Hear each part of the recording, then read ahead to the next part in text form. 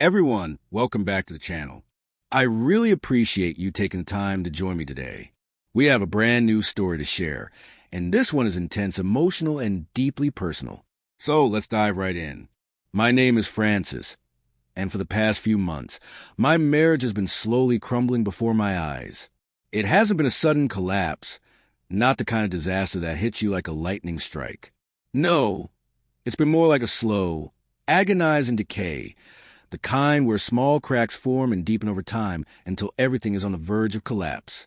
What used to be simple disagreements have turned into heated arguments, and even the most basic conversations now feel like navigating a minefield where one wrong word could set off an explosion. At first, I told myself that this was just a rough patch. Every couple goes through difficult times, right? Ups and downs are a natural part of any long-term relationship. But as time went on, I started noticing things that didn't sit right with me, things that I could no longer ignore. My wife, Jima, had changed. She became distant, secretive. The woman I once knew, the one I built a life with, suddenly felt like a stranger living under the same roof. I couldn't shake the nagging feeling in my gut that something was seriously wrong. Suspicion crept in like a shadow I couldn't escape. I had no solid proof, nothing concrete that I could confront her with, but the signs were there. Late nights with vague excuses, whispers and rumors floating around, people talking, saying things I didn't want to believe. And then there was my intuition screaming at me that the woman I loved might be seeing someone else. I tried to push those thoughts away, to convince myself that I was just being paranoid, that I was overthinking things. But the more I paid attention, the more undeniable it became. I started watching her closely, asking more questions, trying to piece together the truth from the little inconsistencies in her stories. But every time I pressed her for details, she became defensive. She would get irritated, turn the conversation around on me, make me feel like I was a problem for even asking. It was exhausting. I found myself second-guessing everything, rewinding our conversations in my head, searching for the lies I might have overlooked.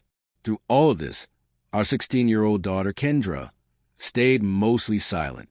She never got involved in our arguments, never took sides. But I knew she was affected. I could see it in the way she avoided eye contact when the tension in the house got too thick to ignore. Then, one evening, everything shifted. I got home earlier than usual. Not because I planned to, but just because traffic was unusually light that day. It was one of those rare moments when the universe aligns just right, and you find yourself where you weren't expected to be. I walked to the front door, expecting to see Jima in the living room, scrolling through her phone like she always did. But the house was quiet. Too quiet. I checked around, but there was no sign of her. My gut twisted. As I made my way down the hall, I saw Kendra in her room, her face lit by the glow of her phone screen. I stopped at the doorway and asked casually, "Where's your mom?" Without even looking up, she replied, "She went out this afternoon." Her words hit me like a punch to the stomach. Just an hour ago, when I called Jima, she told me she was home. She said she was sitting right there in the living room, doing nothing, just scrolling through her phone. And yet, here I was, standing in that very same living room, staring at an empty couch where she claimed to be. My heart pounded as I pulled out my phone and called her again. She answered almost immediately, her voice light and casual. "Hey, babe," she said. "You okay?" I forced my voice to stay calm. "Yeah, just checking in. Are you home?" She didn't hesitate. "Of course, I'm in the living room." "Why?" I let the silence stretch for a second, giving her a chance to correct herself. But she didn't. Lying came too easily to her. I took a slow breath, steadying myself before I spoke. "I need you to stop lying," I said, my voice low and firm, "because I'm already home, and you're not here." Silence. A long, heavy pause. That was the moment she realized she was caught. But instead of admitting the truth, she did something worse. She doubled down. "Oh, I just stepped out for a quick errand," she said, her tone shifting. "I needed to grab something from the store. I didn't think it was a big deal." I didn't argue. I just ended the call. There was nothing left to say. An hour later, She walked through the door, carrying a small shopping bag like nothing had happened. Her expression was neutral, her movements controlled, as if she wasn't hiding anything. She even hummed softly, like a woman who had just returned from a completely normal day. But I knew better. I watched her closely as she kicked off her shoes and set the bag down on the counter, acting like everything was fine. But I wasn't going to let this slide. "Where were you?" I asked, my voice sharp but controlled.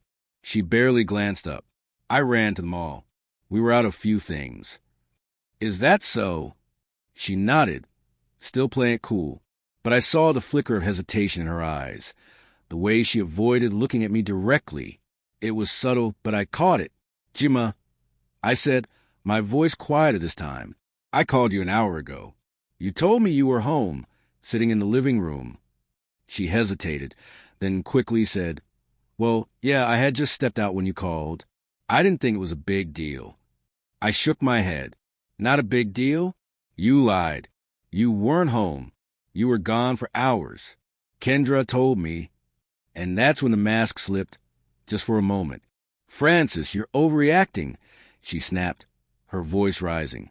"I don't know what you're trying to imply, but I just went to the store. That's it." The air between us was thick with tension.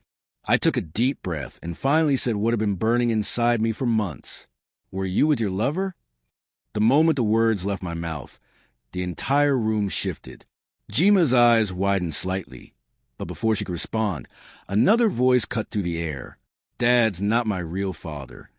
The world stopped. For a moment, I thought I had imagined it. The room went still.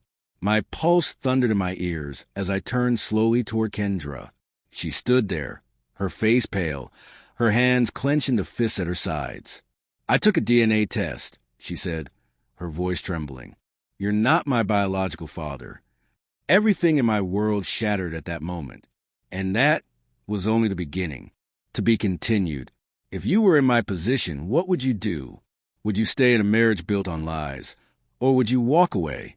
Let me know in the comments. And if this story hit you hard, don't forget to like and share. It might help someone who's going through something similar.